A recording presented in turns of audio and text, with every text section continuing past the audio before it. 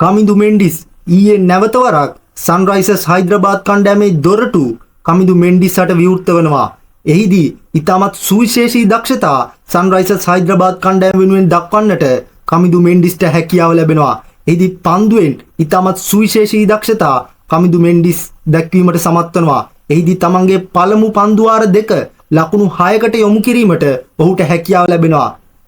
නමුත් තුන්වෙනි පන්දුවාරයේදී ඉතාමත් අවාසනාවන්ත විදිහට ලකුණු 20ක් විතර ඔහුගෙන් ගිලිහී යනවා. එම හේතුවෙන් ඔහුගේ පන්දුවාර 3 ඔහු නිමා කරන්නේ ලකුණු 26කට එක් කඩුල්ලක් ලෙසින්. ඉන් අනතුරුව ඔහු ඉතාමත් සුවිශේෂී කාර්යයක් සිදු කරනු ලබනවා. එහිදී ඩෙවොල් බ්‍රෙවිස්ගේ ඉතාමත් සුවිශේෂී ඉතාම විශිෂ්ට උඩ පන්දුවක් රැක ගැනීමට කමිඳු මෙන්ඩිස්ට හැකියාව ලැබෙනවා.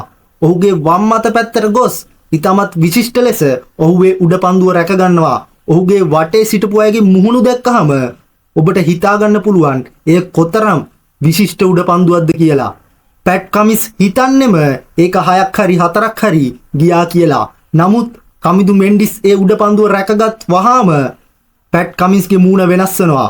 Taman බලාපොරොත්තු නොවූ දෙයක් කමිඳු මෙන්ඩිස් ඉටු කිරීම පිළිබඳව ඉමහත් සතුටට පැට් කමින්ස් පත් වෙනවා.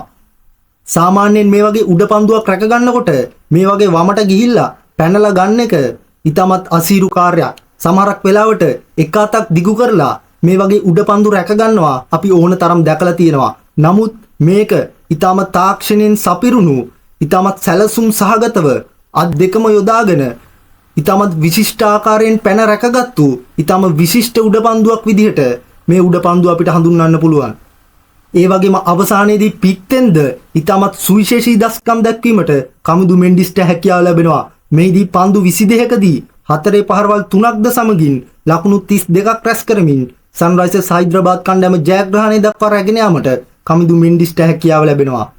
ඒ අනුව සන්රයිසර්ස් හයිදරාබාද් කණ්ඩායමට මෙවර IPL තරඟාවලියේ සුපිරි 4 දෙනාගේ වටේ බලාපොරොත්තු තවත් රඳවා ගැනීමට ඊයේ දිනේදී අවස්ථාව හිමි වුණා.